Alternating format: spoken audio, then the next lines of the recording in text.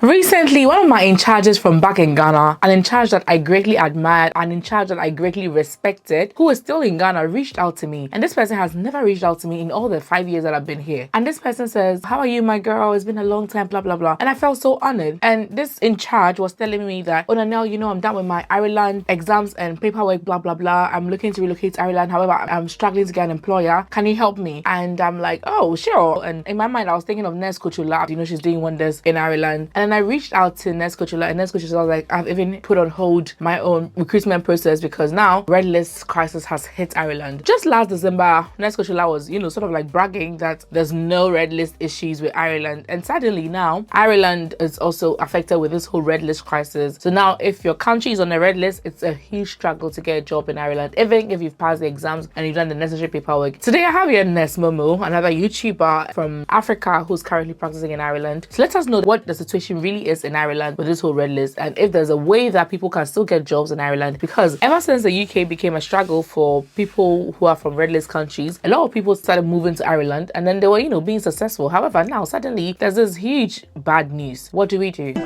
Stop that. Have you taken the IELTS multiple times without success? Are you 2, 1, or even just half a band away from what the NMC or GMC require in order to give you your PIN or license to practice? Then stop, take a breath, and let us help. You see, here at IELTS Medical, we've given doctors and nurses the tools they need to pass the academic version of the IELTS exam as efficiently as possible.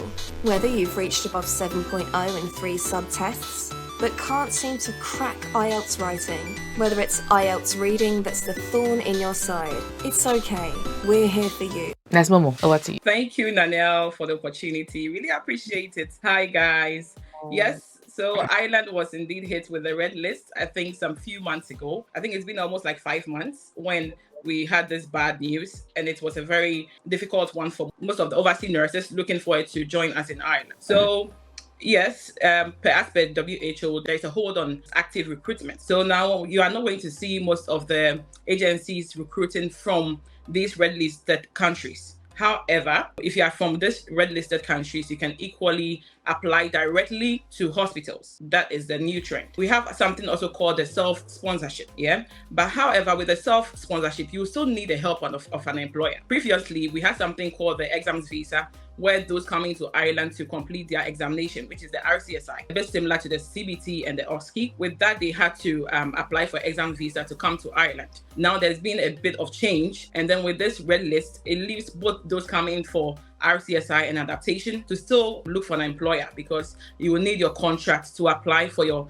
atypical working scheme. Okay, so the atypical working scheme gives you says that this candidate should be given the opportunity to come to Ireland to complete either the adaptation, which is like a clinicals, what we used to call clinicals back home, or your RCSI exams. So even though you can still use the sponsorship route, you still need an employer to give you a contract where you use this contract to apply for the ATWS before you go ahead to apply for your visa. So that is the new trend. It's been a bit difficult. I am a bit confused. So previously, if you want to move to Ireland, you just need an exam visa. No, so previously, you can still use the sponsorship route. However, some nurses can still sponsor themselves, where they don't really need an employer. And in this case, it's that for the RCSI, which is the CBT or the OSCE, and those coming to do that, okay? But now the whole system has changed, okay? So you know that in Ireland, we have the adaptation and we have the RCSI. So both candidates coming into Ireland to complete these exams will still need an employer in the picture. So even if you're back home, you want to still sponsor yourself, you still need an employer to still give you a contract for you to now apply for the atypical working scheme, and then you can now go ahead and then apply for your visa, and then you have to come into Ireland. So that has been the issue, okay? So you know that in Ireland, we have the HSC,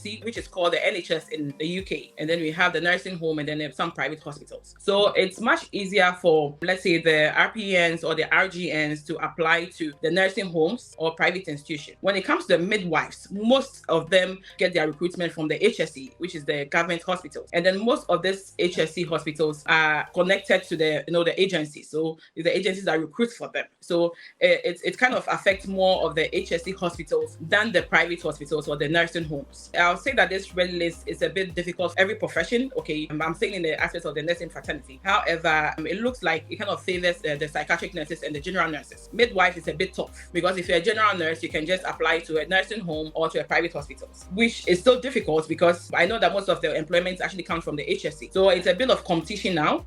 However, people are still getting employment, people are still getting job offers and all that. The main thing is that you don't give up. You still have to go ahead and then keep trying, and then doing follow-ups and all that. So that has been the situation so far in Ireland. So for those that don't know you, let's talk about you a bit. Okay, then we'll go back to the whole situation. So how long have you been in Ireland, and are you a midwife? Are you a mental health nurse? And how long have you been there? I'm a registered psychiatric nurse in Ireland. I've been in Ireland for 1 year, 3 months. Originally, I was a psychiatric nurse in Ghana for 6 years. So why did you decide to work in Ireland and not UK or Australia or Canada or even popular US? That's a good question. I get that question all the time. So I always want to be truthful. My initial plans was to move to the UK because I had my best friend in the UK. Most nurses in Ireland are disappointed UK nurses. But later you're like, okay, that was the best choice. Kind of. Let's get there. So my friend was like, oh, go write the exam today. I told her, no, I have babies. I'll just leave it and all that. So since I had the Ireland, let me just read more on Ireland and then check and see if it's a very good option. Why not? So I did a lot of research and I got to know that in Ireland, it's a very lovely country, very lovely people. I won't say that racism is not here. Racism is here, but from even what I even read, they are very lovely people and barely would you even experience anything like that. And as a mother, I'm a mother of 4, I always think about how to keep my family safe. So I was like, okay, let me just go to Ireland. And the most important thing that really caught my attention is that in Ireland, you're going to be paid based on your experience. So I was like, okay, if I'm going to be paid based on my experience, that is worth it. Why should I go to the UK where I'm going to start from band 5? So that was a major thing that really clicked me. And then the third thing was that in Ireland, after 2 years, you are no more under your employer. You can actually work for 2 or more employers, okay? And then there are other benefits when it comes to that. So you get a stamp 4. And then after 36 months, after your stamp 4, which makes a total of 60 months in Ireland, you can apply for your citizenship. And I was like, okay, then that's very good. I don't have to go through all the hell, and all that. So it was a very good one for me. I was like, okay, then I'm going for this. And then you also get a free education. I know that UK is also free education. So I was like, okay, which is also equally good, And then the fact that in Ireland, if you're a mother, you're also going to get some social benefits. You don't have to be a season first or anything. You still get the child support, which is €140 every month per child. Hey. So if you have 4 children, you have to calculate. If you have 6 children, you have to calculate. So I'm even thinking about adding 1 to it. Okay. So all those benefits are there. When it comes to health is not free. I think it's free for kids up to 7 years now, and I'm hoping that they increase the age, but it's very supportive and all that. I know maternal health is also free as well. So we have bits and pieces that are very good, and I was like, okay, something, I'm going away, I'm coming to Ireland. So that was my major one. And apart from that, when you have the Irish passport, girl, it's a very strong passport. You get to travel to over 150 countries. It's very good, even including the UK, sometimes. And I've been to the UK 5 times already, so why not? So yeah. And even if you're in Ireland, Northern Ireland and Ireland, it's the same thing, but we all know what happened. You can just go to Northern Ireland without a visa and all that. So it was a very good decision, I'll say. So far, so good. The money is very good. We get paid every fortnight, which is every 2 weeks. You get to take off your home, and it's very flexible. I really love it here. I've never regretted. Hey, wow. With this whole issue, you are saying that people are still coming. So those that are still coming, regardless of the red list crisis, how are they coming? Are they applying to specific care homes and they are just being lucky? Or do you have any other tips for other people? Like, what do I tell this in charge of mine? So with that situation, I always tell people that we all acknowledge the difficulty of the whole situation. However, you should apply directly to the nursing home or the private hospitals. I sometimes suggest to my members, or I have a Telegram page, so where I coach most of the Ghanaians. So I tell them, and also we also have an African page as well. Tell them that you have to go ahead and then apply. If possible, you can put in that I'm ready to pay for my exams, which is those coming to write the RCSI. Okay, let them know that you are able to pay for yourself if you are granted, or maybe the employer is willing to give you a contract or an offer letter, which is a very good one for us. But in a case where your employer says that you have to do an adaptation, then fine, they'll just give you the contract and all that. Then you can now go ahead to just come into Ireland after you are done with the entire visa process. So let me ask, in the UK, although with the whole red list issue, they are saying that you can directly apply to an NHS trust or a hospital or any employer and you should be given a fair chance. Some employers are still saying no. Is that a situation in Ireland where I am not going through an agency, I am going directly to the HSCNI, that's your NHS, or I'm going directly to a care home, and they are still saying that no, we are not employing you because you are from the red list country? Is that the situation in Ireland as well? I'll say yes, but it's not that bad. Let me just say, I just don't want to generalize it, because we've had some midwives recently, which I just posted on my YouTube channel, midwives that have actually landed job with HSC hospital, even though some HSC hospitals are not recruiting. It was even bad to the extent that some offer letters and some contracts were even cancelled. Okay, but I think now it's a bit flexible. I think they are kind of coming around. They are accepting candidates, those who apply directly, which is good. When it comes to the nursing homes, they barely 10 people down, or the private hospital, they barely 10 people down. So I'll say that with the nursing home and the private hospitals, it's not that bad. My hospital, for instance, is still recruiting. They are still granting interviews, which is very good. I think some about 10 Ghanaians will be arriving in my hospital very soon. Wow. So in the UK, if you want a place, we have like a central hub where all vacancies in all the NHS trusts are posted, called track.jobs. In Ireland, is there something like that, like where there's a website where all the vacancies are posted, and probably you can even see visa sponsored ones? Yeah, so in Ireland, most of the jobs, you can visit irishjobs.ie. So when you go onto irishjobs.ie, you can find most of these jobs. You just have to look for those who are willing to sponsor overseas nurses jobs. For some people, when they get there, they get a bit confused and they end up applying for jobs that are stated for already paying nurses in Ireland. So you need to look for overseas nurses, sponsorship for overseas nurses, and then apply. We also have, I think you can also use Indeed. Indeed is equally very good. And then LinkedIn. I tell everyone that every Ghanaian or anybody at all looking to work abroad should have accounts with LinkedIn, because it's very good. I always have employers coming into my DM suggesting that I even move to the UK, to Australia, to even leave my hospital and then join another hospital living in Ireland. So having a very strong account on LinkedIn is very good and very productive. So I would say that people should actually look at these 3 places I just mentioned and then make use of it. What about the private companies? Like in the UK, we have carehome.co.uk, where, all these private care homes, they advertise their vacancies. Do you have something like that for the private institutions? We have other websites as well. I'll send it to you. You can post it under the video or maybe at the description as well. Yeah. Wow. And I also noticed that you do charity work. Can you tell us more about it as well? Yes. So thank you so much, Danielle. I'm also part of this NGO called the Move Project. So the Move Project is a private non-governmental organization in the US, and also registered in Ghana. Yeah. So it was founded in 2010, where we had board members coming into Ghana to help underprivileged kids in Chipasi. So Chipasi is in the Greater Accra region, specifically in Dawa. Okay, so we actually founded this place by myself, my mom, and then my husband. So we actually walked to this village, and then we saw how much they needed help in that village. So previously, my husband and I has been in this NGO job for over 15 years. Wow. But working with the Move Project started from 2010, when they also came in on a different mission, and then they also wanted to invest in Ghana, specifically for kids that are not privileged like other children. So Chipasi was a very small town without lights, without drinking water, without education and all that. So the Move Project actually came in to do all of this, to help them out. So our first project was to help them with clean water, where we made a borehole system for them. Unfortunately, it was very salty, so we had to now go ahead again and then connect pipes in the town to help serve them with clean water, because they were drinking from a very dirty pond in the community. So that was our first project. And then the second one that we also decided to take up was education, because with Move Project, we believe in quality education, and we believe that every child should also be given a chance to further and also achieve their goals or dreams in life. So they were only having 2 classrooms that were serving the entire community with just 1 teacher. Wow. So the Move Project came in, and then we helped build a 6 classroom block, where we had to groom the kids. So we started with the crèche to class 2. Okay, and at that time we had almost 100 students. So during that time we helped group them, and then even those at the age of 10 even had to start from class 1, because we just didn't want to just put them in the classrooms. We had to groom them and all that. So by God's grace, we have kids going to GSS2, and we have an extension of 6 classroom block with a library and also a computer lab. So it has Wow. been a very successful journey. I will not say that there hasn't been challenges. There have been challenges, but we've been very good at it. We've been able to manage it. We started with just 4 teaching staff and 2 non-teaching staff.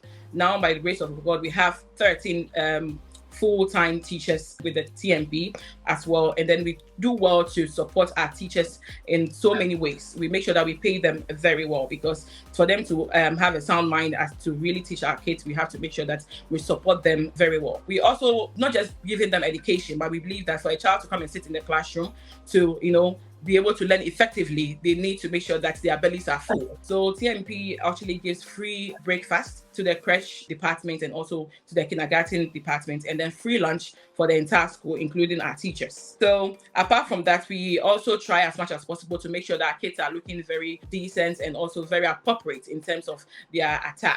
So we also provide them with uniforms. That was with the start. We actually provided uniforms for some time, for school shoes as well. And apart from that, we've also been able to complete washroom for our students and also for the teachers as well, and also provide them with sporting activities, when they come to soccer, volleyball, and all that, to help them not just come to school to learn, to also engage in different activities as well. Hey, how are you guys finding it? It has been a challenge, but our leaders in the US have been very effective, and then they do a lot of fundraising in the United States. So there is a scheme where you can just go to our website, which is www.themoveproject.org. The org is ORG, and we have people signing up to donate monthly to support the Move project. So that is how it has been for us.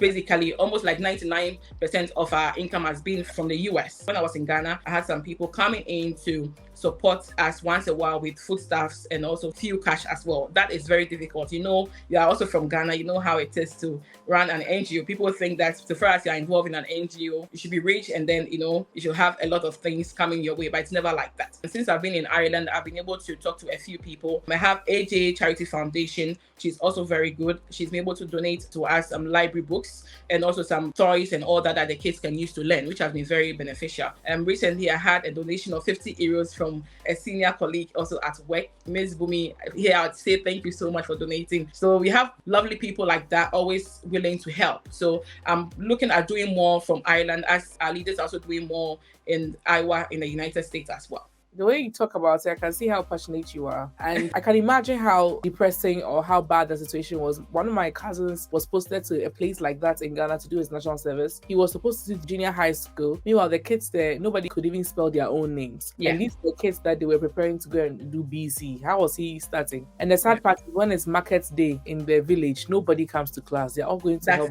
That's the difficulty. God bless you guys. And I always say that, we all know that, there's cost of living crisis, blah, blah, blah. However, if you're in this part of the world, even $5, £5, €5 goes a long way. And you should not always only focus on your family and people around you. Sometimes you have to make an impact in the lives of people who cannot pay you back. So I'll go there and do my bit. And then I hope that when I share the link as well, people will go there and then also help. So yeah. So what would be your advice for people that want to migrate to Ireland? And guys, when we say Ireland, we don't mean Northern Ireland. It's 2 different places. Ireland is a different country. Ireland is the Republic of Ireland. Their capital is Dublin. They use euro. They don't use pound. They use euro. And I am in Northern Ireland. I use pound. And my capital is Belfast. I am part of UK. Although where I am is 2 hours drive to Dublin. It's a different country. So your final word for this whole red list thing? With the current trend going on, I'll tell people not to give up. They should actually persevere and also keep sending their CVs. They should try as much as possible to get a very concrete CV. I'll tell people, don't overdo your CV. Don't include a lot of things.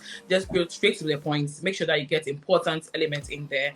And then if possible, have people to review it for you. Currently, I'll say that I'll not be able to review CVs because I know how the pressure is. If I should just come here and tell people I'll be doing that, I'm actually under pressure, working on so much. And then go on this website, just as I said, Irish Jobs, and also try and create a very good account on LinkedIn. Put out some of your interest and all that, whatever they are you're looking for. and definitely employers will actually reach out to you. I also have a Telegram page where I assist Ghanaians, and we also have an African nurses page as well. You can just send me an email on nursenamomo1@gmail.com. If you have actually passed your IELTS exam, I'm going to add you to my Telegram page. When you go on my YouTube channel as well, most of my videos, I have the link to my Telegram page under there. So you can just click the link, join the general page, and then when you have if you know you've passed your exams, you can reach out to any of the admins, and then you'll be added to the main page as well. So that is how we are able to help nurses in this situation. So please, guys, make sure that you actually apply to private hospitals, very important, and also care homes. I know most people say they don't like care homes. I know nursing homes. Seriously, just the major thing is for you to come. In Ireland, the contract is just for 2 years, and then after 2 years, you are free to do whatever you want to do. So I always tell people that is a very good thing. It's not like the UK that you need almost like 5 years. For Ireland, it's just 2 years, so it's very good. Hey, I think I'll do a thorough video on UK versus Ireland. Yeah, a thorough one to help people decide. So thank you so much. I'll leave Nurse Momo's details in the description and on the screen, and bombard her with all the questions. Please don't come to me. I'm not in Ireland, please.